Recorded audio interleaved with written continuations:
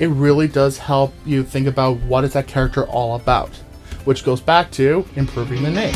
I'm on a journey to create the greatest movie experience in the world. While I'm carving out my filmmaking entrepreneurial path, I want to help you create yours. Let's make some movies. Hi everyone, James Martin here. I'm here to help filmmakers to succeed in their career and to make their movies even better.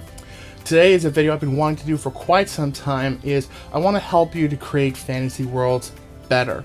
Today we're starting off with names.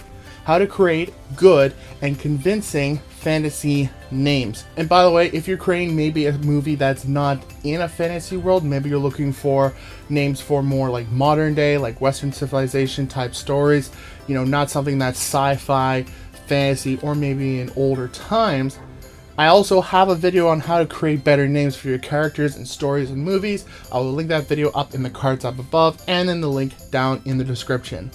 But right now, let's get into how to create fantasy names. The first thing we gotta look into is the culture.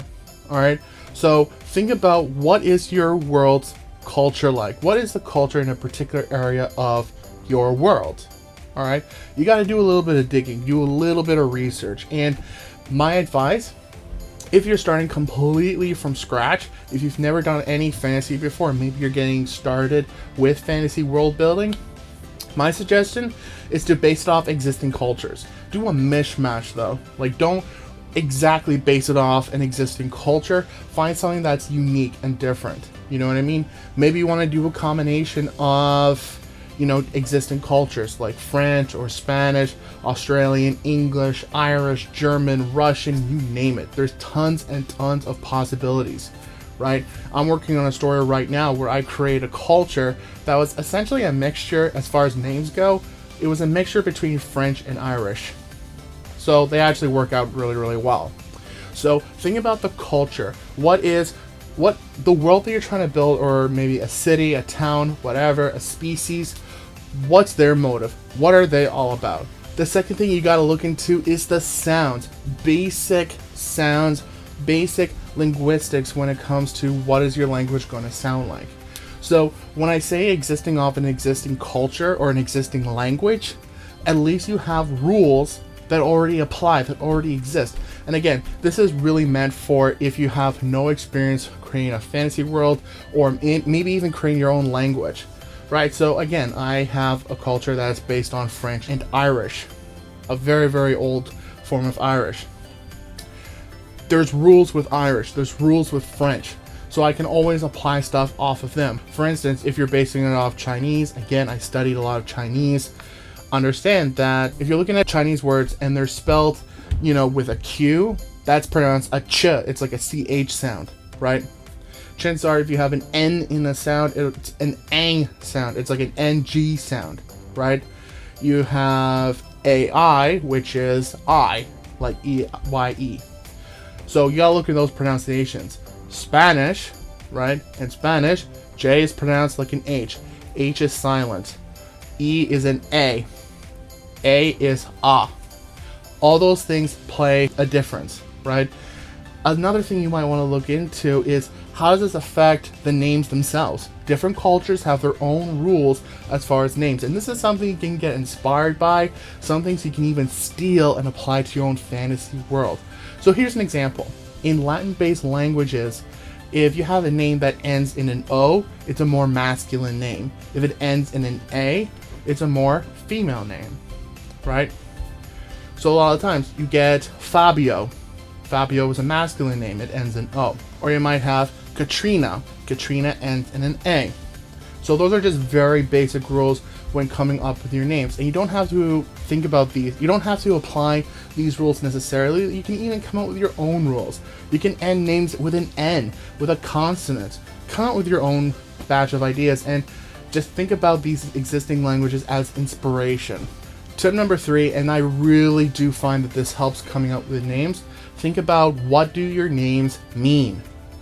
This really does apply for how big does the name need to be, how small does it need to be, what should it sound like, should it feel like. And personally, I think this really helps you sort of get into the mindset of how to develop that character.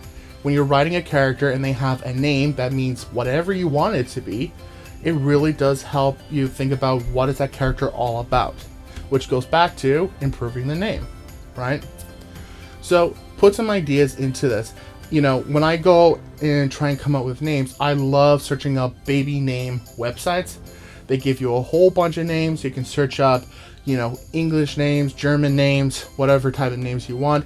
Alphabetical order based on male or female. It'll give you the pronunciation if it's in a foreign language. It will sort of give you the meaning behind it. It'll give you a whole story on some of the names. And so you can use that to figure out what does your name actually mean. I have this one, you know, town name that is basically means built on rock, as in like strong foundation, very strong walls, you know, good for combat and stability. And the world that I built it on basically exists on top of a large cliff, so it does actually affect the story.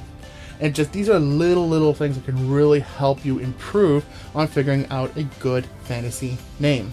Next, think about the sound, the style, the tone from your name. I really do believe that a name should reflect a character, right?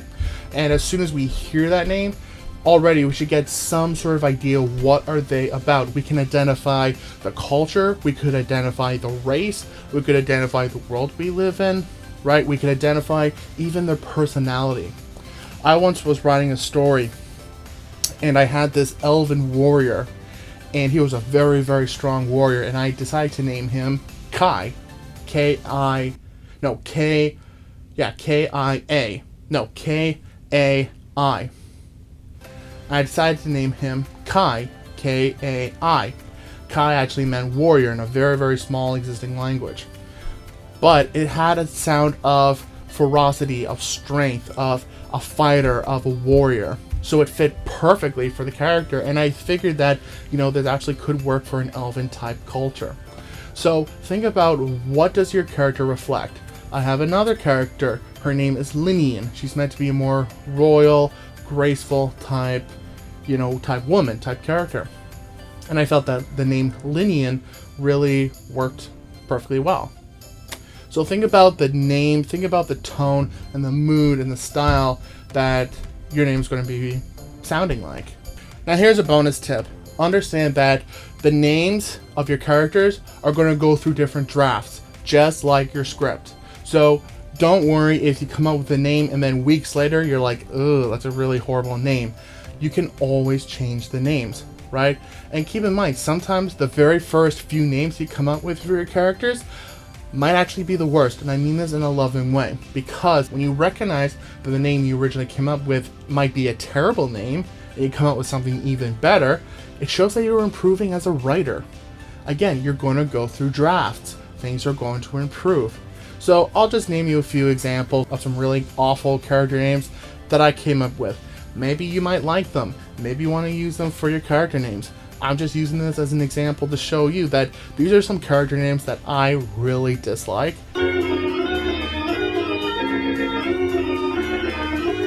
I end up just using them maybe as a placeholder. Some of them even made it into projects, but just so you know, like, you can mess up on names. It happens. And that's it. I hope this video helped you, and if it did, please smash that like button and share this to other filmmakers so that they benefit from this video as well. Please subscribe to the YouTube channel. I post weekly videos, either tip videos or fun adventures with movies to help you just have a fun time with movies, right? Make sure you turn on the notification bell so you actually get all my videos that I currently upload. I don't want you to miss any of them because they're so good. They're that good. Good luck with your filmmaking. Good luck with creating your fantasy worlds, and I will see you next time.